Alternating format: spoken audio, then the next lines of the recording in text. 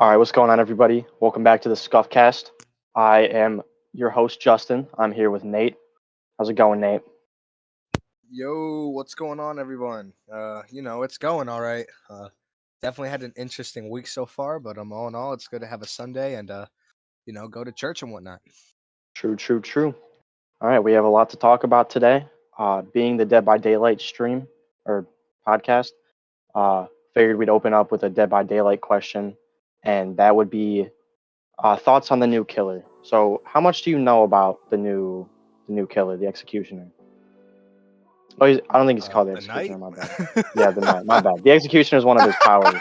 My, leave it. Stop. All right, um. stop. All right. I'm It sorry, dude. happens. That was funny though. All right. So, I think he was interesting. I definitely like his abilities. Like the three people like placing down to like hold zones. I think that it's really good zone control. We don't get many people in Dead by Daylight that can cover like zone areas the way that he can. Obviously, like he had like Trapper and stuff, but all in all, I think that his ability to hold zones is really good. But I think that he's pretty weak if I'm just being honest. Like I've looked at like a couple different people's like tier list rankings with him in it, and like most of them have him like pretty much D or F tier. He's one of the more weaker killers in the game right now, but I think that there's a lot of potential with him, and I can't wait to see how they're gonna grow. You know what I mean? hmm Yeah, so I think he's a very unique killer in his power. I think it's a fun idea. It's not. I don't think it was stupid at all. But when in practice trying to use it, I feel like I find a lot of times you don't get as much value out of it as like you really would like to. Like half the time, if you're gonna kick a generator, you're just gonna kick the generator yourself because the amount of time it takes to activate the powers basically the same amount of time. And when you control a zone, most of the time you aren't going to like loop yourself back to that zone and then like because of the way that they have to pause before they start a chase and the way that they generally like work as AI, um, you can't really chase with them. Like it's really hard to find an opportunity where the two of you together can kind of pinch a survivor, and the zones that you cut off, generally speaking, I feel like don't usually get entirely cut off. Like, yeah, okay, if you got like a three gen going on, it's obviously like a really good situation. But I mean, it's a good situation in a way that other killers also benefit from the exact same situation. So I think as much as it's a cool power, I think it's a fun power. I agree. I don't think it's very um, competitively viable. So here's the problem, and it's similar to Nemesis's zombies. It's the fact that, w- well, in his case, all of your power is AI based.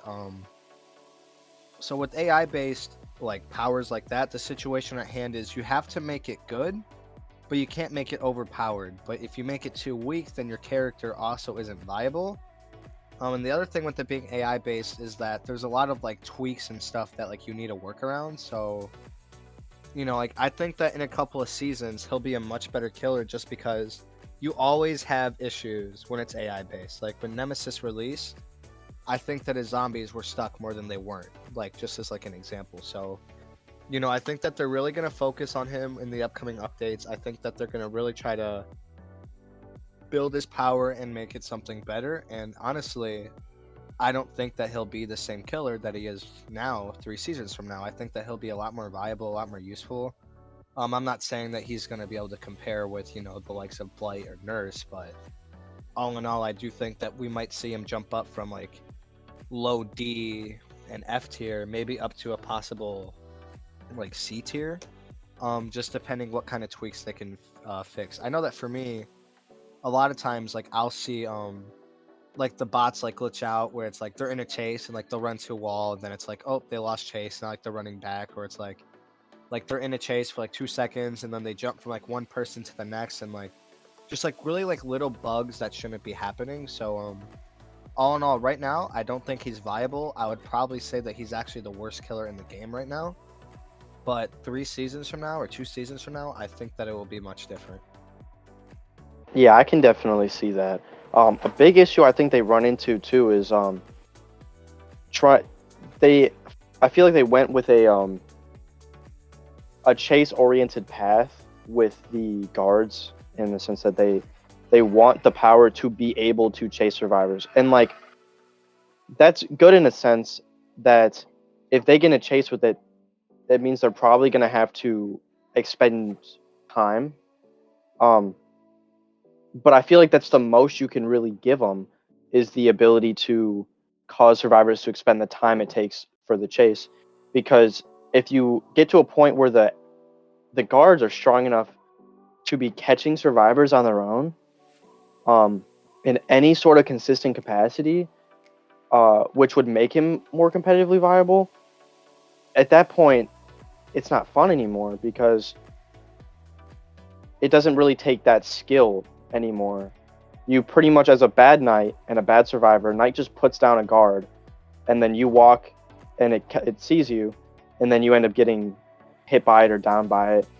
And so low elo lobbies, knight's not even gonna have to play the game. He's just gonna put his guards down and then leave, and he doesn't have to be good at all because the guards are better than he is at that point, and they're gonna do the work for him. Um, so it definitely is going to be an interesting job uh, trying to make him competitively viable.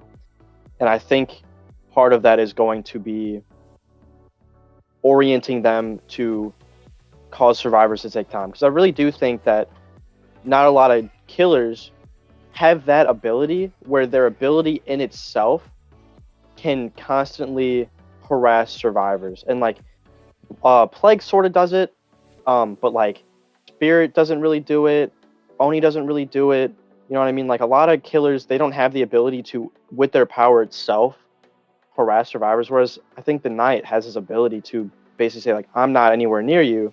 I'm doing my own thing, but you can't do whatever you want. Like I'm gonna stop you from doing what you want. And there's definitely a high skill ceiling on that by having to pick patrol paths and know which guards you're using, which one to use when. And I think they really flushed out its ability to save the nighttime and to cost the survivors more time.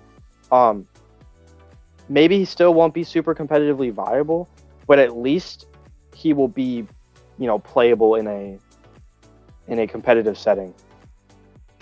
I definitely agree with like everything you just said. Really, you're making like a lot of great points, and I actually had something interesting. So, a long time ago, like back when I think it was around the time that they had released Pyramid Head, I had like thought about a killer such as like a knight inside of the game. So when they first released the knight, I was actually really excited about it because I had a lot of cool ideas that I thought could have made Dead by Daylight like extremely fun. Like in terms of a night killer, my ideas were that he would have two abilities. The first one would be what I called Hell Horse, where he would summon a horse that would come up from the ground that would give him a major speed boost. And like he would be riding the horse itself, and then when he's on the horse, he would have a javelin that he could strike people with. Um, and then the other part to his power would have been the Hellbow, where he would have been able to like have a bow, and he could have shot arrows at people. But the arrows you would have to hit the first one. It would apply like the blindness status effect or something like that, and then if you hit a second one, it would do a damage state to them. And then you only have 3 arrows. So that way it's not like, well, I can just shoot at people like how I can with Trickster and whatnot. And I think that if they would have focused more on the knight being like an actual knight in shining armor, like going into battle, I think that it would have made for a lot cooler idea and a lot cooler, just like mode to the game. And I know that this is kind of like the segment that we had last week where like talk about like what killers we would have wanted to see. I just want to throw it out there that way before the night release, I had an idea about a night, and I personally think that my idea would have been a lot cooler than what they gave us. Just because since he's AI based, like you said before, like they're gonna need to find the middle ground where the AI isn't too overpowered, but they also need to make it to where it's powerful enough for it to be viable. And I think it's gonna take a while for them to do that, and it's gonna take a lot of bad updates and bad seasons to get the night where it needs to be at. Whereas I think that my idea would have been more balanced, it would have been more entertaining, and it would have brought about a more fun killer to not only play against but to also play as. So you know, but all in all, I do agree with everything that you said. It will definitely take a while to do what you suggested, and I hear where you're coming from. I'm excited to see where they go with him. So yeah. Yeah, I think the idea that you came up with would have been really, really cool for a couple of reasons. One idea I had is if he's on a horse, right, and he has a javelin. Well, two things that come to mind are one is that an exposed hit, like automatically it's going to insta down. Um, and two, it could be able to jump over pallets and windows because as obviously a horse, um, horses jump over obstacles. So to be able to jump over pallets, jump over windows, could make it to where it wouldn't be like crazy overpowered, but like would open the door to some kind of cool ideas of like there's between especially in like indoor sort of maps, like you're trying to use the horse, but like between you and them's a window, you just jump straight through it. And maybe like a pallet interaction's a little hard for a survivor because if they drop the pallet, you're just gonna jump over it anyway. So like then they have to be like super careful. But you have like a javelin, so like if they try to wait for the timing to stun you off the horse, um, they're really risking just getting instant down. And for the bow, I think the bow is very interesting because maybe it could be like sort of like a long bow where you don't move while doing it. You sort of like stop and so you charge it up, and it's like a very fast projectile. But if you did that, then I'd say on most maps, in most situations, it would never be able to be used. It would definitely have to be more of like a short bow that's very fast, and he can still move fast while using it. If you think of like indoor maps, like I mean, like think about playing like Trickster. Trickster's a great example of if he doesn't have his wall bounce. If you're on an indoor map or on certain loops, it's just the time it takes for you to pull out your knives, and then because of the movement speed debuff you get, they end up just like turning a corner or something, and then you can never get a sightline, and it's one of the most frustrating feelings in the game, in my opinion, is just being in an area where it's impossible to ever get the distance you need um, to use your power. So you're just an M1 killer, and so I think it would take some work, but I think your idea could have been very, very cool and very fun in the Yeah, and game. I actually for the javelin hit, it would have been an extended range hit because obviously javelins are incredibly long. But along with that as well, it wouldn't be an exposed status effect if you hit them because Maybe like what would what's it happen called? The what Legion does and what Death Singer where they does. have to mend. Yeah, Yeah, men. Maybe called that's what my men. thought would be. And the other rule that I would have had is once you take your javelin swing or once your horse is riding for a certain amount of time, it goes away. So like you can't ride your horse around like the entire map. Like it is something like you can pull out and like you get a speed boost for like 5 seconds or so, and then it goes away, and then you have to wait for it to recharge to summon him again. Um, and then obviously like you can have like add-ons where like where like it can be like you can increase horse's time by like 1 second or like 2 seconds or like even an add-on like an iridescent add-on where it can be like you can call out the horse anytime you want, but a side effect would be that you can't take as many javelin hits. Like just like things like that, or it could also be like you're incredibly slowed by one javelin strike. Like little things like that could be implemented, make it a lot more fun. And then in terms of the bow idea I had, it wouldn't have been a long bow. Since for one, Dead by Daylight's more of a fast-paced game, and also because when you get hit with the bow, you would get a speed boost. It would be like Trickster would be a reduced speed, and then you could aim down sights like how you can with Deathslinger. Obviously, not like as in sight as you could with him because it's not a gun, but like you could aim in more and stuff like that. And then you can obviously like do like what you can do with Huntress, where like you can predict like flick shots and like things like that. And then just all in all, I really think that my idea would have, for one, made some really cool animations, would have made some really cool Moris, would have had some really sick add-ons, would have introduced the concept of new abilities like having like rideable characters and stuff like that. And I also think that it would have introduced a new weapon type, which would have been a javelin and a bow. All in all, I just think that my concept of the knight could have been a lot more fun to use, With that being said, though, I think that the knight that they did give us is a lot more interesting because we don't see much of. Well, really, he's the only kind of thing that you have in the game. I mean, there's no other killer like him. So I think that the knight that they did give us is actually a really interesting knight, and I think that, like I said before, give it a couple of seasons and it's going to build up to something extraordinary. And all in all, I just think that all in all, I'm just happy that there's a knight inside the game. To be honest, I've been wanting it since Executioner release. So, but yeah, no, I can't complain about this killer. To be honest, he is a lot of fun to play because I have played as him. He's a lot of fun to play. Like if you're just trying to goof around, but obviously competitively, he's not. Yeah, for sure, man. Cool. All right. Let's talk about we talked last Sunday's podcast about Microsoft acquiring Activision Blizzard King and how the FTC is thinking about stopping and trying to get in their way because they're afraid it will become a monopoly. Well, Microsoft is trying to go behind the FTC's back and go to Europe. I'm not exactly sure how all of this works.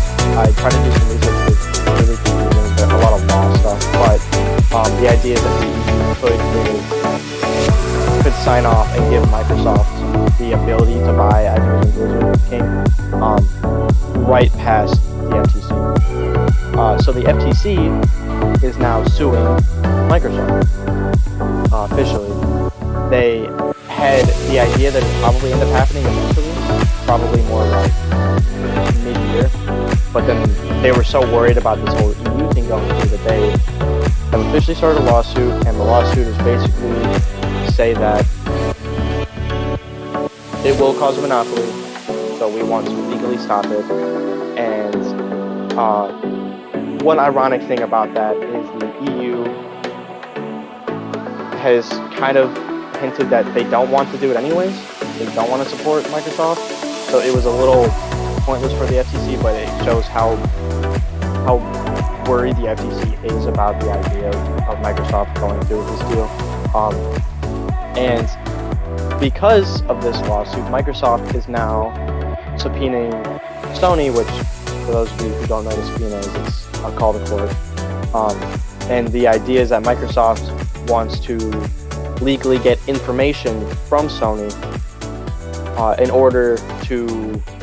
This isn't confirmed, but it's just the idea is that they're probably trying to get the information in order to prove that Sony would still be a competitor to Microsoft even after this deal went through, after this acquisition. And if they can prove that Sony is in a good enough place and has enough going for them that even after this acquisition, Sony's still a competitor, I mean, I don't see this deal getting stopped. I see it going through, and I see Microsoft being the owner of COD and Blizzard and all that stuff. So, what do you think about that?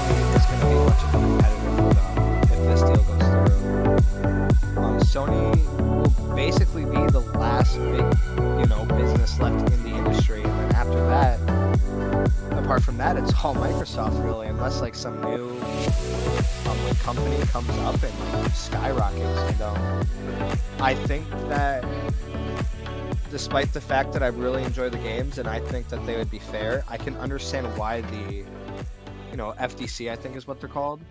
FTC, Federal Trade Commission. Yeah, FTC. Okay.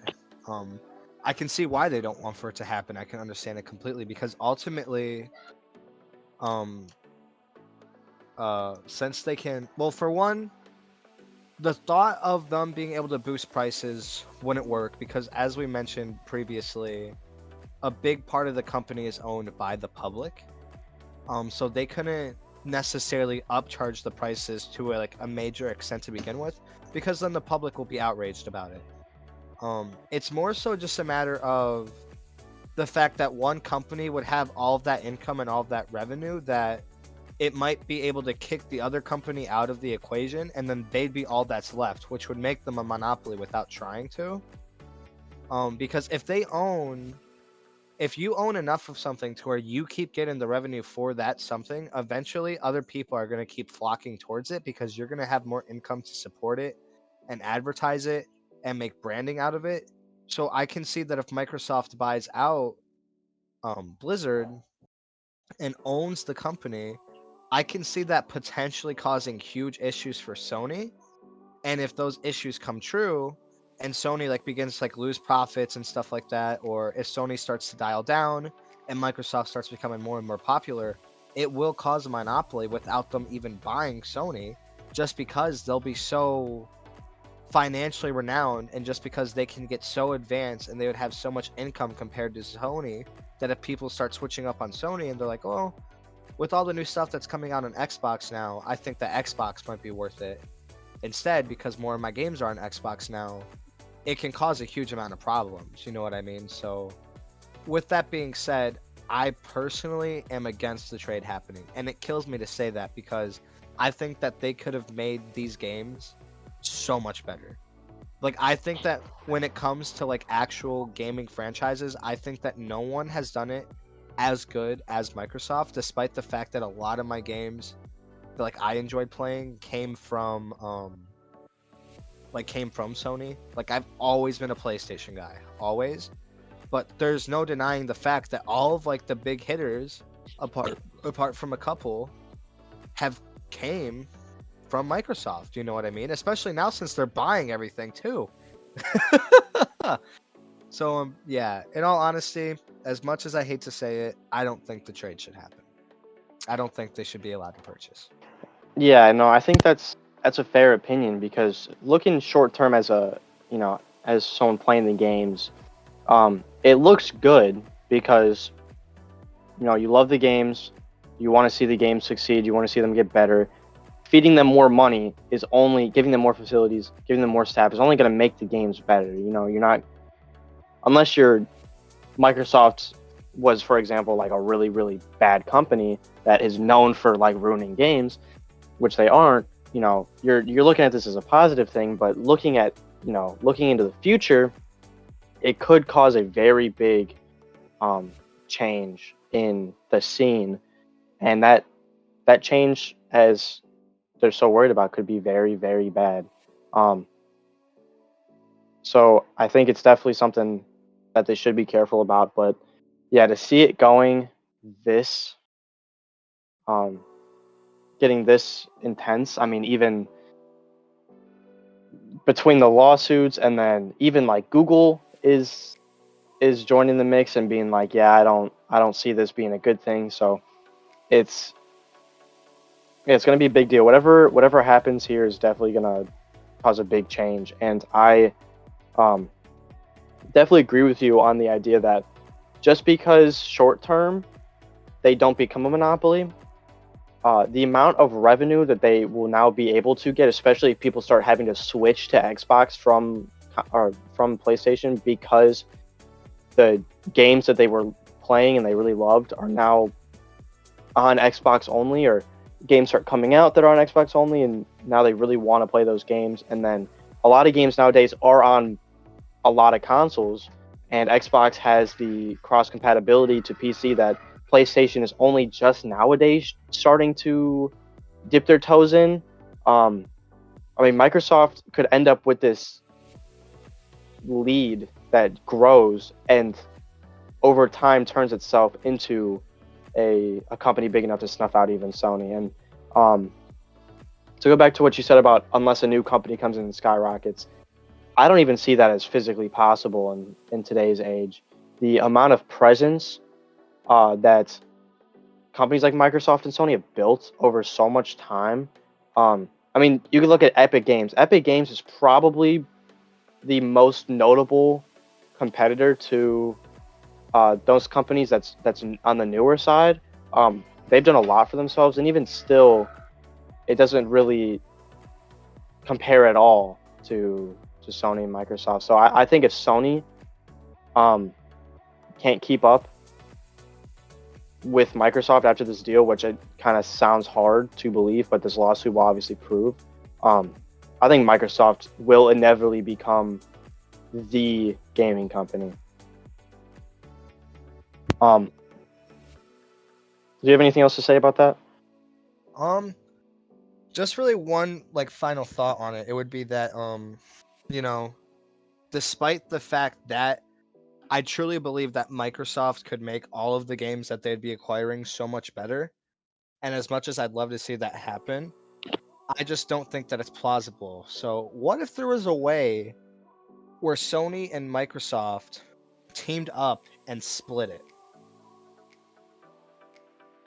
Like, what if there was a way for them to split the branding completely, split the profits completely, and they were both in the mix when it came to re-innovating I or remaking these games? Like, do you think that is something that could I don't think it's logically speaking possible. happen, or do you not think that's possible? I don't think it's possible simply because history has shown that Sony does not like sharing at all. Sony has spent so much time saying, I'm all the way up here, y'all are all the way down here. Why would I share profits with you? If I say my game only comes out on my console, so many more people are buying my stuff than your stuff that the amount of money that I guess I would theoretically lose by not partnering with you and letting you like share some of the profits is minuscule compared to how much money like you're looking to gain by partnering with me. Like you're pretty much gaining a ton and I'm barely gaining anything. I'm not doing nothing. And now I don't think Sony with that much pride is going to look and say, "Oh, Microsoft is doing this huge deal and I can't stop them. I guess I might as well just like partner with them and try to like share it because those are two companies that don't work together at all at the moment. To all of a sudden make them sort of like a merged company, I don't even really know the logistics about an idea like that, but I just don't see Microsoft or Sony. Microsoft fighting this hard for it and Sony being as prideful as they are. I don't see them coming together, shaking hands and saying we're doing this. You know what I mean? So me personally, I don't think it's gonna happen. I don't think it's possible. Yeah, I didn't really look at it from that way. I mean, what you just said did make a lot of sense. They are very prideful ultimately, and all in all, I think that I mean, personally, I think that'd be a dream come true if they did do it. But yeah, I guess looking at it from that way and the fact that they're the two biggest out there and they don't want to share, that I don't really see how it could happen. So I think you're right about that. But I mean, that was all I really had to say about it. I mean, obviously, I have your take on it, but do you personally want for the deal to happen? Because you didn't answer that. Um, So do you personally think that it should happen, or are you kind of in the same boat as me? I'm pretty torn. I think I need to see more out of this. I need to see it develop a little bit more because I mean, as far as I can tell, whether it happens or not, um, isn't guaranteed to cause anything detrimental. I mean, obviously, it not happening is an easy, sorry, it's a safe choice to lean towards because the idea of like things aren't falling apart for Blizzard or Activision right now. They're not going bankrupt. It would be different, I guess, if we're looking at Overwatch and Call of Duty and stuff may just completely disappear, but they're not. It's just simply um, something that is on the table for Microsoft to acquire them. So it's a safe option to lean towards to say like it shouldn't happen. But I mean, depending on how this whole Microsoft subpoenaing Sony thing goes and the information that comes out and uh, how this case with the FTC turns out, ultimately, I think it'll take more information like that for me to really make up my mind. But I mean, right now, I'd say I'm leaning towards it's probably not and probably shouldn't happen. Because if they're making this much of a fuss about it, that even the EU doesn't want to support them, like it's it's worth being worried about. You know what I mean? So that's where I'm standing on it right now. Yeah. I get that. But you know, that's all I really had to say about it, to be honest. All right, so we got a pretty big pivot here, but an important one because it's something that needs to get talked about. Taco Bell chicken wings are back. What's up with that, man? I haven't had them. Um, I have, I've and heard mixed reviews. I've heard some people say that they're incredible, and I've heard some people say that they're awful.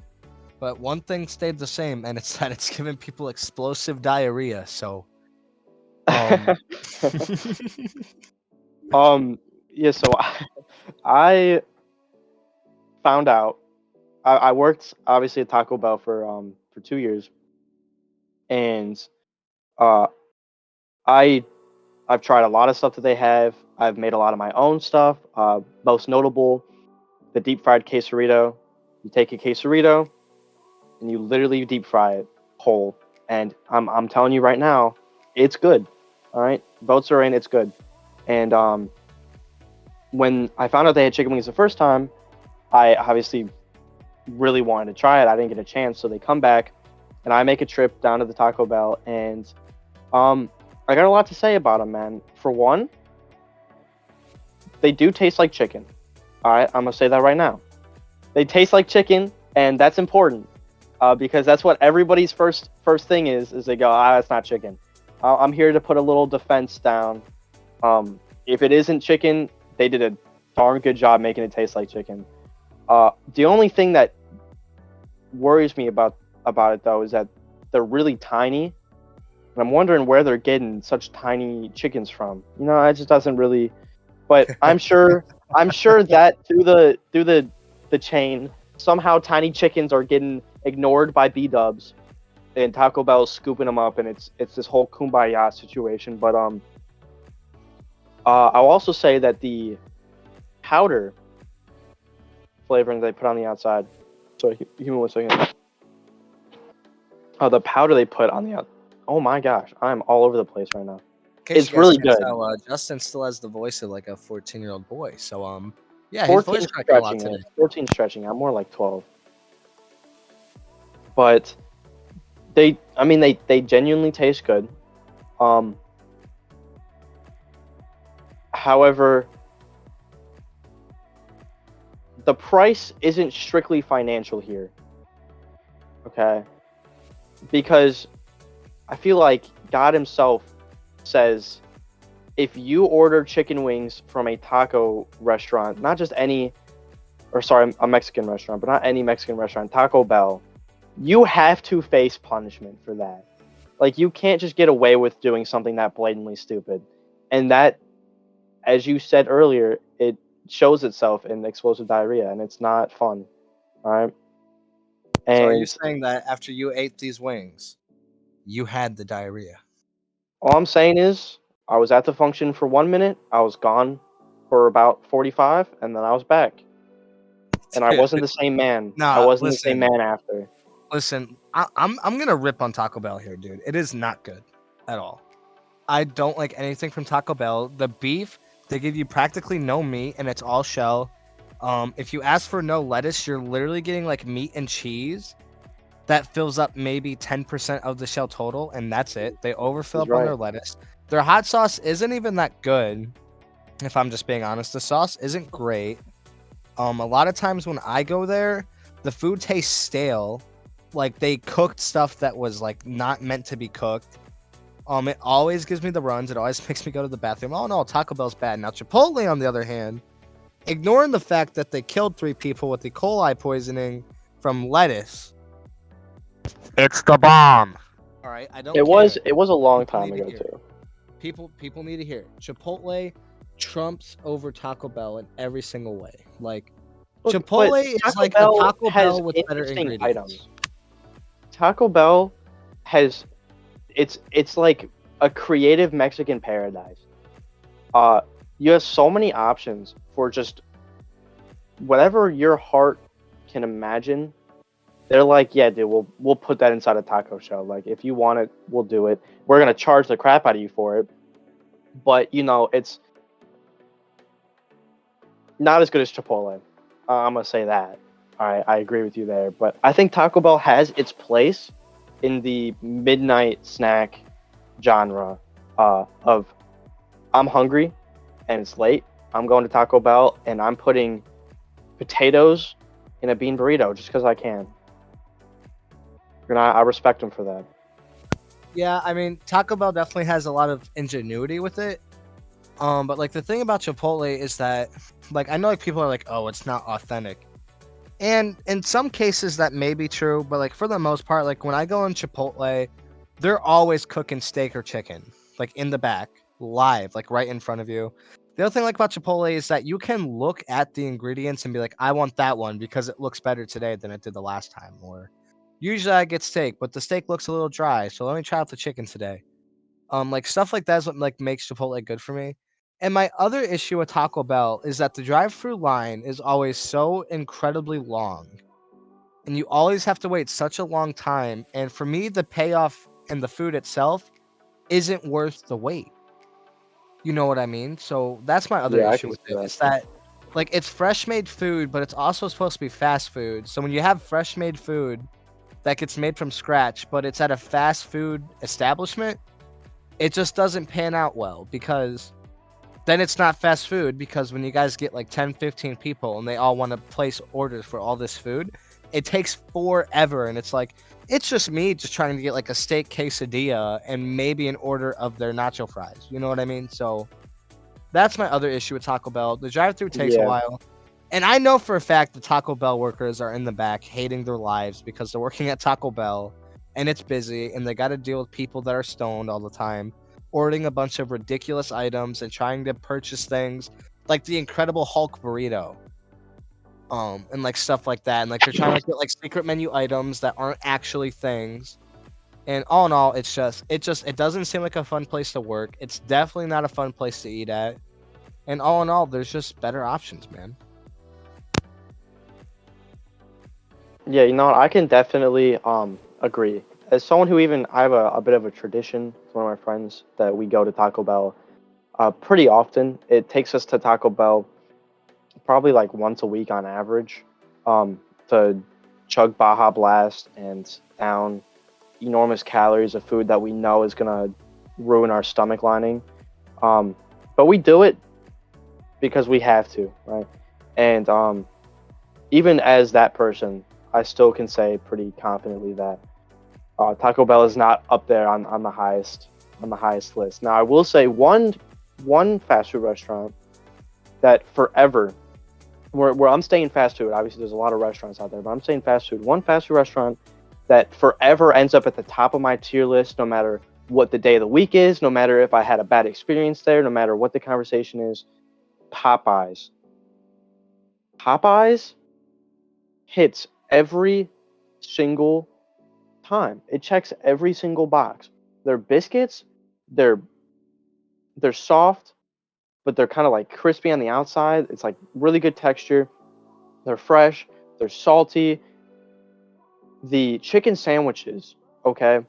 The chicken itself is good. Not anything crazy, anything special,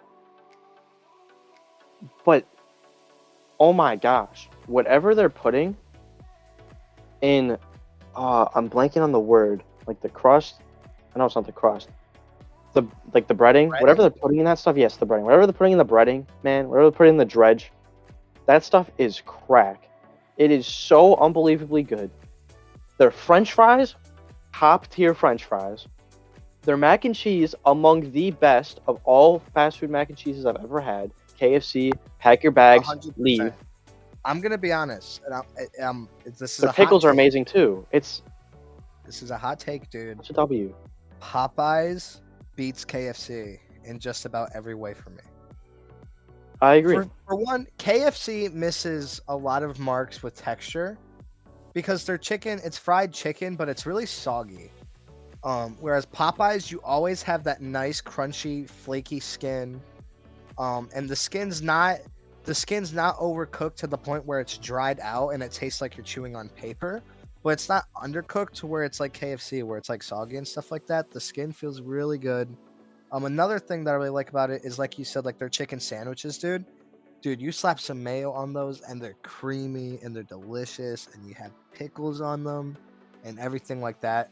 And lastly, like what you just said about their mac and cheese, the best mac and cheese in the fast food game, 100%. It's not even comparable, dude. You I know, I just agree with totally everything agree. that you said. A And hundred percent. I've been I've been messing with them for a while, and their spicy chicken sandwich.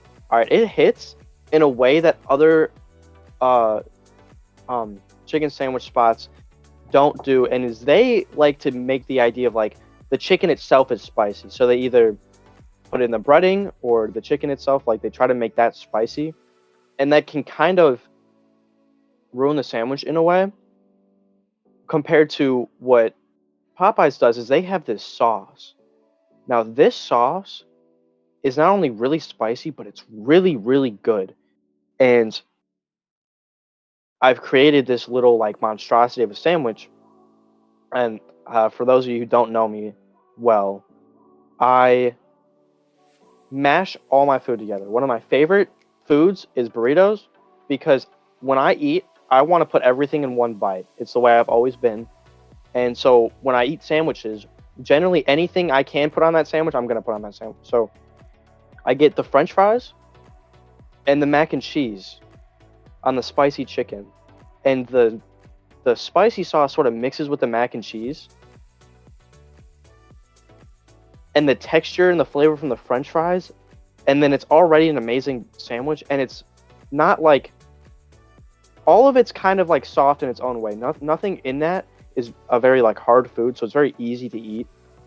And it's like it's paradise. It's flavor paradise. You get literally everything you could ever want out of a chicken sandwich out of every single bite of that sandwich. And yes, it's super messy. You're not going to eat this with your girlfriend. You're not going to eat this in public. You're going to eat it in your room with the lights dimmed, a YouTube video playing, and you're going to completely dissociate for about 15 minutes. But when you're done, the feeling of satisfaction is almost unmatchable. Uh, it's something else, man. It really is. I don't have anything else to say about it. If you Me haven't either. tried it, try it. I think that we fully agree with everything that we're saying. Um, like Um, 1,000,000%. okay. So, as we talked about in another podcast, um, where we talked about the Last of Us show in last Sunday's podcast, and then in Thursday's podcast, we mentioned that we were going to bring the topic back. I believe that was in Thursday's podcast. Um, so right now, it's got a 4.7 out of 5 audience rating and a 97% Rotten Tomatoes. People are loving this show, and I think it's for good reason. You have anything new on the show that you'd like to talk about, Nate? Yeah, so I found out a lot of information about the show. Um, I watched some parts of it. I haven't had time to sit down and fully watch any of the episodes yet. Like I've seen like a lot of clips on it and I've heard like a lot of things about it. So first of all, it was announced that this isn't going to be like a one season type deal and done. They're actually going to be covering The Last of Us 1, 2. And it was announced that they're going to be making The Last of Us 3 and I think the show is also going to cover that.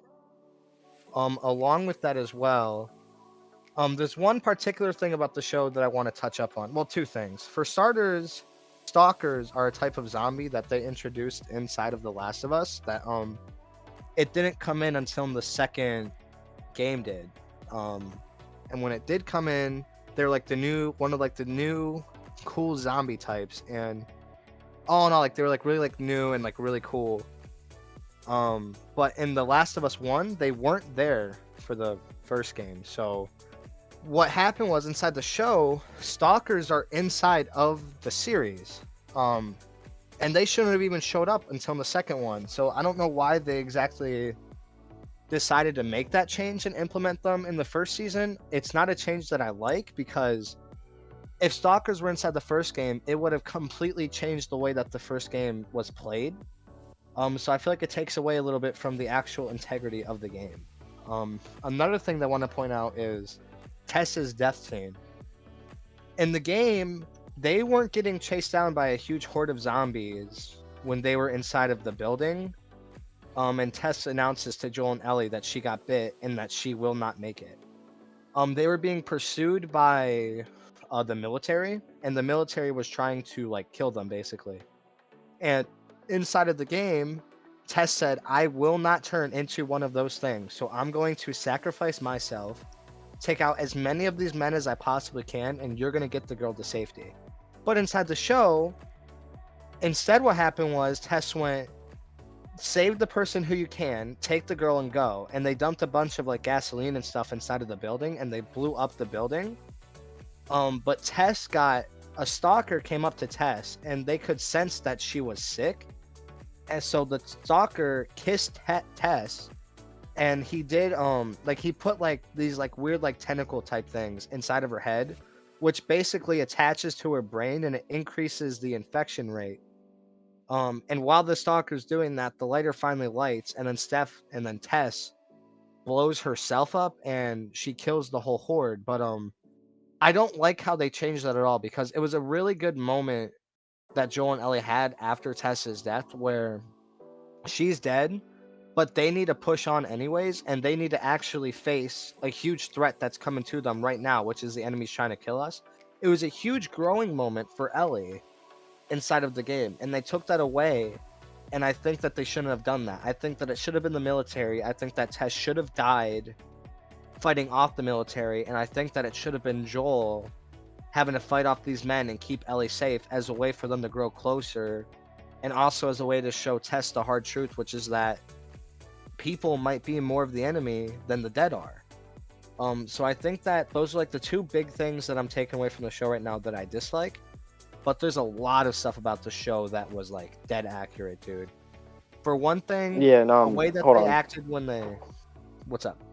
Before you go into the good stuff, I wanted to say that um I hadn't watched or seen the game in a very long time, so I'm kind of rewatching it, and I just like rewatched the test scene, and I completely agree that the way that it happened in the game was important because I remember the raw like I remember seeing Tess start to get sicker and thinking to myself, dude, like she got bit. Like I remember the moment where she looked at Joel and Joel was like, "Are you okay?" And she's like just a little winded. And I was like, that was the moment where I was like, she's going to turn.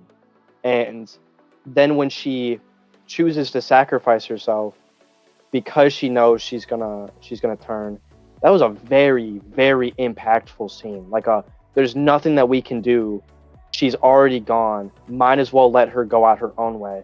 To take that out completely changes your viewpoint of Tess, I feel like, and how how her part in the story ends. So I'm not a big fan of that either. But as you said, there's a lot of good stuff to talk about. So go on with that. Yeah, so the good things that I want to get into, um, for one, is the fact that when you look at Sarah's death inside of the TV show and you pan it to her death inside the game, it is literally picture accurate. Like it's literally identical. The same thing, like that whole opening scene was identical to the game. And like I see like TikToks of it where it's like game game TV show, and like they're literally exactly the same. So I definitely think they did a really good job at choreographing it to where the scenes line up and look like they came out of the game, like almost exactly. Another thing that I really like that they did, is the fact that they didn't like they were not afraid to censor things inside of the show that weren't censored inside of the game. Like one thing that I liked, for example, is that opening up like with Sarah's death scene, they didn't hide the fact that she was shot. They didn't hide the blood or nothing. They made it that sad, impactful, emotional death. Because I know that sometimes when it comes to like children's death in TV shows and movies, some people try to like draw away from it or make it not as bad as it was. And the show did a really good job at keeping it exactly like how the game was. Another thing that they did really good on is Joel and Tess's actual like their like connection inside of the game and inside of the movie. It is basically exactly the same. Like you could tell that there was like that real bond that they shared inside of the movie that you saw grow throughout the game, and you could see in Joel's reaction inside the show that he was actually like he was in so much pain about Tessa's death, but he couldn't do anything about it because Ellie's there, and I think that stuff like that they did a really good job at. I think that they did a really good job at choreographing these relationships because, like I said, the last time we spoke about this, it was that I wanted for the relationships to remain the way that they wanted to. I wanted to see these relationships grow and be impactful, and the actors absolutely have been killing it so far. So I think that in that way they have shined a lot. I just don't like how they're drawing away from the story a little bit. I think that they should keep on track. Yeah, and on that topic, they do have the director's cut um at the end of every episode that kind of goes over like, hey, look, these are what we changed and why. And I personally have not seen those director cuts because I'm trying to rewatch the game um before I watch the show myself. But I've heard a lot of people saying that the director cuts really do shine light on the changes that they make in a way that kind of justifies them, and people, I don't know, they were kind of like upset at first at some of the changes, and then so the directors kind of went, you know what, I actually kind of, I see where they're coming from, I kind of like it. I have like a new appreciation for it. So I feel like even if you don't feel that same way about it, you still think it's bad. I appreciate the amount of effort that they're putting in to make it special and to make it a good show. That they're not just simply like, hey, this is ours now. We don't care about the source material. We're just gonna make the show using its name. Like, they really are saying, look, game's great. We want to make it a show, but we want to be able to be a little creative with it while still giving appreciation to the game. And uh, I think they really are hitting the mark, and they really are doing um, doing good things with the show. So I I'm definitely happy with agree. it. The effort is there. There's no doubt that they're currently doing a really, really good job at choreographing the story and making the story as good as it is. And I love the director's cut. I love how like they're saying what they changed, so that way people aren't like, I think that would look really cool in a video game. So like by the game to actually play through this as well. So like people aren't going into the game who watch the show first and expect for the game to be just like the show, but also vice versa. It's letting the people who have played the game that are watching the show know like, hey, we're aware that it isn't exactly the same, but there's certain things that we have to do for the sake of television. So all in all, I Right. like that as well. So Yeah, and it just overall, kind of like, man, it is a phenomenal TV series. The clips that I've watched, I've loved it. The story is impactful. The acting is phenomenal.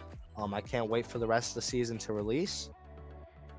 And all in all, a really amazing story so far, man. And I can't wait to see how this story is gonna grow into something. And I definitely think so far, like I said before, the main thing that I wanted it to be was impactful and empowering.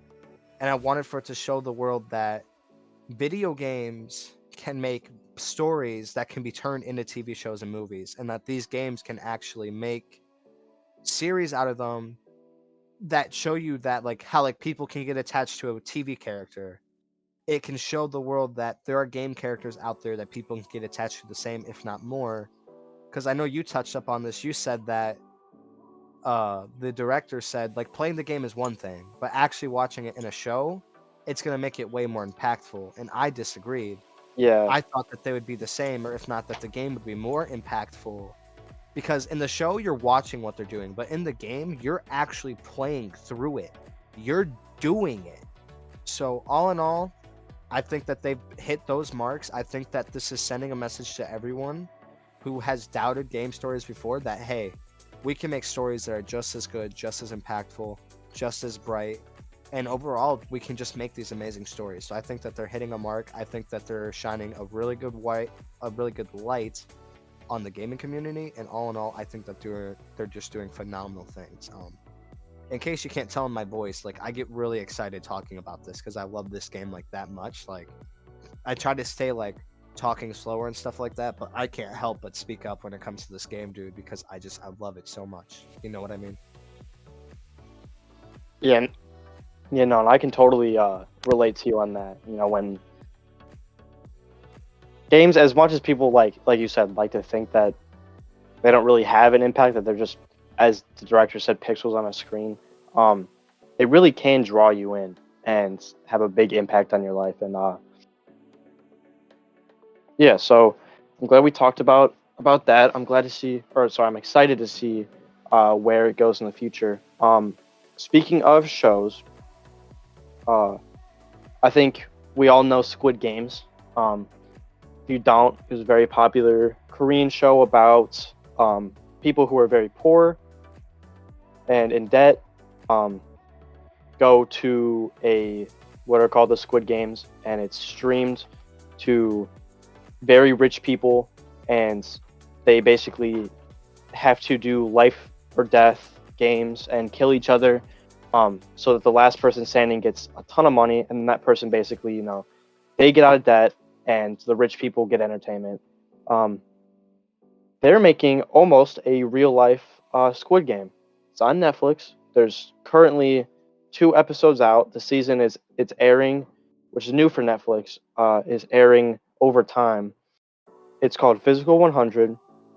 They took the 100 pretty much most fit people in Korea. There's almost everybody you can imagine. There's a lot of women on the show. There's like American guys, German guys that live in Korea now that got into the show, and just generally just people who are really jacked, uh, bodybuilders, people who do CrossFit, people who do gymnastics, gold medalists in the Olympics, um, people who are just simply influencers and just have really good physiques, and they put them to the test. Obviously, no one dies, but they're very grueling competitions. And dude, I'm loving it so far. I think it is a really good watch. Just the 2 episodes I've seen so far. Um, So yeah, so I did hear that that was releasing. I haven't watched it yet, to be honest. My schedule's just been all over the place. Justin knows how my schedule is. It's absurd sometimes. But I've definitely like been wanting to sit down and watch it. I watched the first Squid Games, and I'll be honest, I wasn't a huge fan of the series. I think that as a whole, I think first off, I think the series was directed really well. I think it had really good choreography. I think that the studio did an amazing job at making the story what it was, and I get why it has so much hype and why it's so popular. I just personally don't like movies and TV shows like that. Like when I sit down and watch like a movie, like I want for it to be like impactful movie, or like I want for it to be like an impactful TV show that lasts a couple of seasons, that like you like can really get into, with like crazy plot twists and stuff like that. And Squid Games, it just didn't really hit those marks for me. With that being said, though, when I heard that they were releasing a show that was basically just real life Squid Games, I was excited because I wanted to see. Really, I just wanted to see how it would be. I honestly was skeptical about it because I didn't think that they would be able to like make the sets as good, or like they wouldn't be able to make the challenges like how they were. But I saw like some clips from it. Like I saw one clip where they essentially had to hold a chin up for like 10 minutes straight. And if not, like they'd fall into like a big pool of water and like they were like eliminated. But I'll be honest with you, Mr. Beast did a great job at making a Squid Game. He said that he wound up spending like I think $5.5 million on his one Squid Game video, and he remade every single Squid Game set. Um, in my opinion, no one's done it like how Mr. Beast has. But I also haven't watched the show yet. But I just thought it'd be worth throwing Mr. Beast out there. Like he made a phenomenal like Squid Game YouTube video. Um, and I think that one deserves a lot of hype. But going back to the story, I'm really excited to watch it, and I've seen some clips about it, and it looks super entertaining. It looks yeah, almost so like Survivor in a way, um, like the challenges. yeah, yeah, in a way. I've seen the first 2 episodes myself, and the competition gets really intense because you're taking people who have devoted their lives to an art that's very takes a lot of determination and a lot of discipline, and then you're basically saying like, as hard as you push yourself, that's what you're gonna get out of this competition. And um, one of the challenges had this guy who, he's the strongest man in Korea, holds the record for the heaviest deadlift. He's just really, really big guy. Right. Ends up in a basically a wrestling match with a much smaller guy, and the smaller guy, uh, sorry to spoil it, ends up completely like throwing this guy around, and it's incredible to watch when you see it start. You're like, yeah, dude, this guy's done. Like the big guy's gonna take it. To see the big guy lose, it's really incredible what these guys can do, and they really put everything they have on the line for these competitions. So I think it's definitely worth watching. It's definitely interesting. And another thing I forgot to mention a little bit ago, I was going to mention is these people are like the top of what they do. Like in their individual fields, they are not just like, oh, I do kickboxing. They're like, no, like I've won world championships in kickboxing. So they're all very, very prideful and in ways full of themselves, and like, I've accomplished all of this. I shouldn't be losing to people. But it creates this like really cool and like almost funny dynamic where you take two people who are like, there's no way I could lose. Look at me, right? Like I'm jacked. I've done this, I've done that. The other person's like, look at this guy. He's nothing compared to me. I got this, I got this, I got this. And then to see them just put everything on the line and see who comes out on top and who actually has what they said they have, it's pretty sick. Well, there's one thing that I don't think people understand about athletes, and it's especially with fighting athletes. Like athletes who get in like octagons and cages, and like they're about to literally beat the crap out of another man, and they're about to get the crap beat out of them to make money. It's that athletes literally put everything on the line every single time they step in to perform. You know what I mean? Like a football player goes out on a field full of a crowd of people who are either rooting for them to win or is rooting for them to fail, with all of like America watching.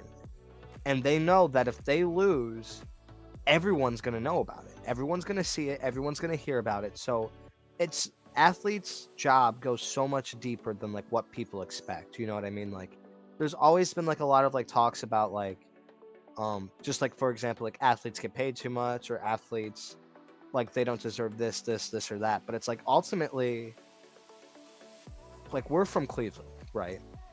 When the Cavaliers won the championship, how long were people talking about it for? It was a long time. Like literally, like until last year, people were still discussing the game. I mean, yeah, Like that's how impactful it was. It's because these athletes, they go out and they perform, and they don't just perform for themselves. They perform for their teams, and they perform for the towns that they're playing in. And they're putting everything on the line to try and bring pride towards the city that they're performing in. So to be big athletes, like I said, like, I don't know how you said it was like primarily Korea, but like you also had like some people from like Germany and like from the United States there. They're going there and they're putting their reputation on the line. They're putting their hometown on the line. They're putting themselves on the line. And all in all, like they're stepping into this really big show that they know everyone is going to be watching and talking about. And they're putting everything out there and they're doing their best to win. And when you fall short after you've accomplished so much, and you know that not only did you just fail and you let yourself down, you know that you just let people who were rooting for you down, and you also know that so many people are about to see it. It's just an awful feeling to have, you know? So I feel for like these athletes that are coming in here thinking that they're that and then they're not, and they fail. But at the yeah. same time, it's a humbling experience that they're going to have to go through. Like you And a will lot of the have people to are go through that. competitors outside of this physical 100 game. Like maybe like you're a featherweight champion, whereas another one's like a heavyweight champion. Like you guys play the same sport. You're both really, really good at it. Now you come in here, it's like, am I really gonna let some other dude who plays the same sport as me get the upper hand in this game? Like, no, I got to prove that not only in that game but in this one too. Like, I'm better than this guy, and those rivalries, they make an impact, man. I Absolutely, totally agree. 100%. Not only they make impact though, but they also like they also make for fun entertainment. Um, Yeah, for real. Um, all in all, though, great series. I haven't watched it yet, but I'm sure the series is great, and I'm looking forward to watching it, without a doubt. all right, so I have one more topic to talk about, and it's a bit of an interesting one. I'm curious if you have heard about it. Um, NBA All World. It is going to be. It's from Niantic, the creators of Pokemon Go, and it's basically Pokemon Go, but basketball. Not hear about So, this. oh, you haven't. Okay, so, um, I am in the process of trying it right now. It's really new. Um, so I don't know everything there is to it yet, but it's very similar to Pokemon Go in that you geolocate yourself on the map, and the game has places throughout the map that are like hotspots. You when you go to them, when you become with when you're within a like physical range of that, you can use it, and you get NBA players, and then you use your players to play um, like virtual basketball matches. And I haven't gotten a huge grasp of how the like progression system works, because obviously like Pokemon Go has CP levels, they have legendary raids, they have shinies, but the game is it's a game you actually play. You have a shot meter that determines how accurate your shot is, and altogether, I feel like it's going to be a good opportunity for people who don't care about Pokemon to get into this realm of having something, having another reason to go outside and explore. You know what I mean? Go places you've never been before. When you're out in public, going to grab lunch, maybe you can pull it out and play it. You can trade with your friends. You know, like get another reason to. Because I think Pokemon Go had a very good place in giving people a reason to, go explore and go be active. And if you don't like Pokemon, like I feel like the world can really be split into two types of people. You either like Pokemon, you like basketball. Like I feel like it'd be hard to find somebody who'd be completely uninterested in either. You know what I mean? So I I think it's going to be a very um, popular game, and I think it's going to be very fun to see it grow. What do you think? Yeah. So for one, I think that's gonna be very popular. Mainly because everyone in the NBA scene is gonna be all over it, and I don't just mean the fans, but I mean the players too. Because it's like with NBA, like the like actual people who like grind out like 2K, like NBA 2K, are the actual NBA players. Because like I don't get why, but like they're like very like fascinated to be like, what did they put my stats down as, and like they like disagree or like agree with like what they rank themselves at. All of them always disagree. All of them always think that they should have been placed higher. All of them always are like, well, they put my 3 point shot at a 4 star and it should be at a 6, or like something like that. Like, you know what I mean? But I think that the game will blow up, and I think that it will be huge. But I think the same as Pokemon Go, it will fall off within the same year. Like, I think that it will have a huge uprising, and it'll be a whole bunch of people all fascinated with the game, all trying to play the game, all like trying to get like LeBron James. But I think that within a year or two, the game will kind of do what Pokemon Go did, where the diehard fans will stay, but the rest of the people are just kind of gonna be like, I had my fun with it. Now it's time to, set it down and like start doing something else, or like start playing something else. So, um, Well, I think that the game it will bring a lot of publicity to the NBA. Maybe even help like young audiences like start, like watching the series. Because I know that what happened with Pokemon, and I don't think that you actually know this about Pokemon. Pokemon stock it wasn't like low, but it was way under what it used to be, and the cards used to be really cheap, and the boxes used to be really really cheap before Pokemon Go released. Like essentially, Pokemon wasn't it fell off, right? But then Pokemon Go released, and it went from like more of like a kids thing where it's like, oh, kids like open up cards and stuff like that, and like of course like there's adult collectors, but the scene's not as big. When Pokemon Go released, Pokemon stock blew up, and cards went from being like worth like a 20, like a good card then, $20, that card now would be worth like 150. You know what I mean? And like the cards blew up in pricing. Pokemon Go itself, the stuff inside the game blew up in pricing. To purchase the stocks, it blew up in pricing. The boxes blew up in pricing. Everything blew up. So I think that if they are to make this game and it is a like success, that it will bring not only really good publicity to it, but I actually think that it will increase the pricing on stuff to do with NBA, just because there'll be a lot more people interested in it now. You know what I mean? Similar to Pokemon. Yeah, no, I can totally see that happening, and I think it could be a really good thing to get more people interested in the sport. Not that basketball is dying or anything like that, but me personally, I know that I love basketball, but I don't keep up with the players super well because there's a lot of players. Players switch teams a lot. Um, it's hard to know more than the big names sometimes, but this is a good opportunity to be like, oh, I just got this random dude that I've never heard of before. Oh, he plays for the Rockets. Find out that the dude's like actually their starting forward who nobody ever talks about, and he's like super good in my lineup on this game, and now I have um an appreciation for this player otherwise I would have just never really cared for, never known about. Um, and to go back to what you were saying about it dying in a year, I'll be honest. I was in class the other day. I think it was on Wednesday, and one of the dudes next to me starts talking to the other guy about Pokemon Go. He was like, "Yeah, dude, I got lunch and I sat down, and he's just by himself, and he just caught Community Day Larvitar for like an hour and didn't catch a single shiny one." It was like, and it completely threw me off guard that these two dudes are sitting next to me talking about Pokemon Go before class. Um, but I think though the fact that it has such a simple impact on your life that you just, I'm leaving my house, might as well pull it out and see what I can find. Um, Makes it really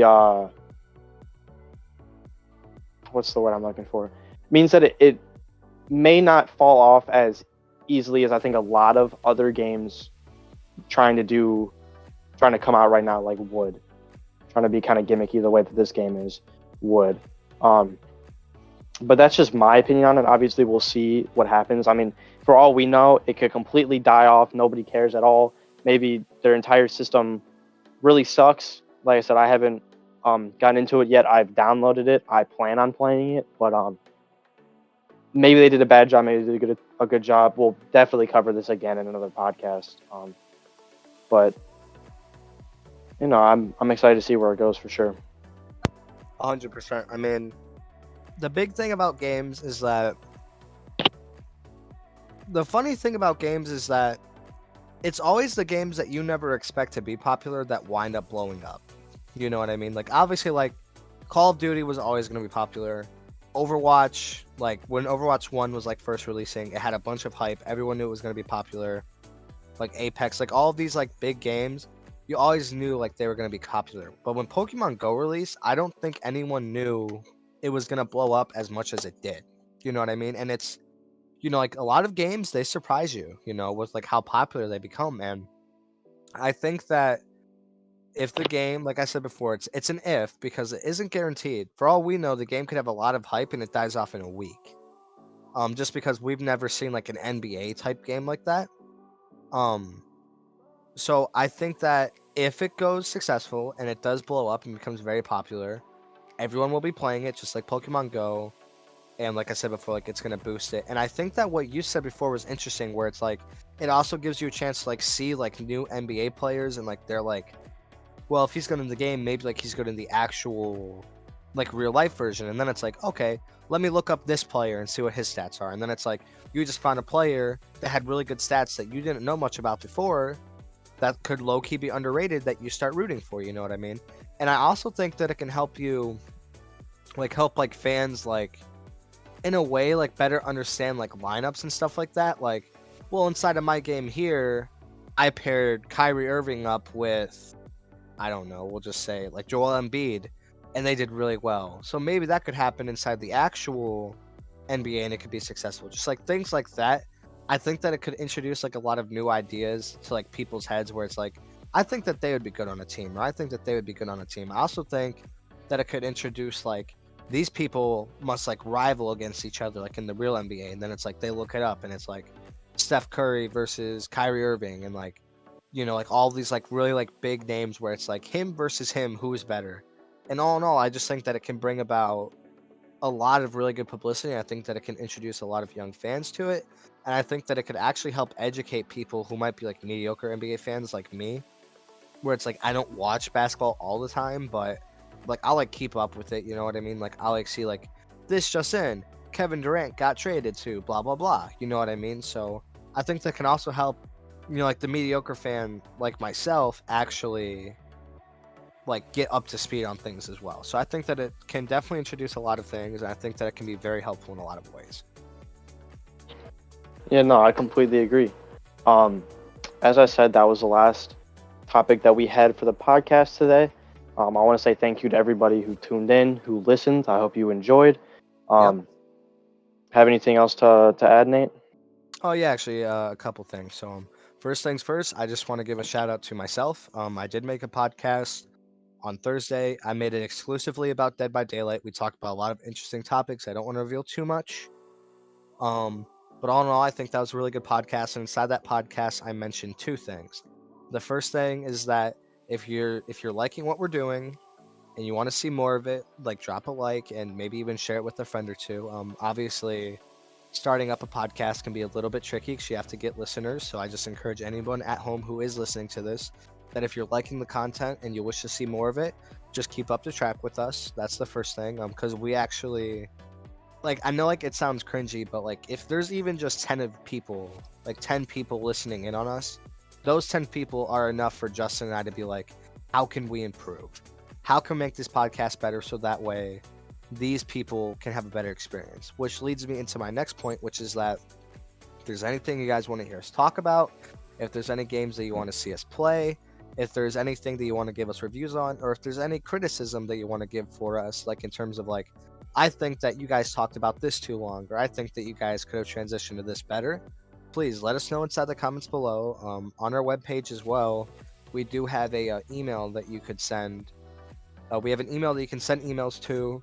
Um, that can also like help us out with that as well. And that's actually the third thing that I want to announce, which is that if you guys are ever interested in sending Justin and I any game clips, like because right now our schedule is going to be Valorant for 1 week, Dead by Daylight for another week, and then we're gonna do either Rogue Company or Overwatch for the next week. And for the moment, we're gonna stick with those three games for background gameplay, unless someone asks for another game to be played. So that leads me to my third point, which is if you guys are interested in sending any game clips of you guys that you would want to see inside of the podcast, you're more than welcome to email that to me. Just say, I want to be addressed as this inside of the podcast. I want it to be put in during background gameplay. And we will not only add it in, but we will at you in it. And all in all, I'll also let you know. I will respond to every single email that I receive, and I will say, I see this email. I will keep you posted, and I'll let you guys know if I can fit it in or not. So yeah, all in all, just stay tuned, guys. We hope to see you all in the next podcast. And if there's anything you want to see, comment. And if there's any clips you want us to put into the podcast, we're more than happy to do it for you. So anything else from you, Justin? Nope. Just thanks again for everybody for listening, and we'll see you on Thursday. All right, thanks.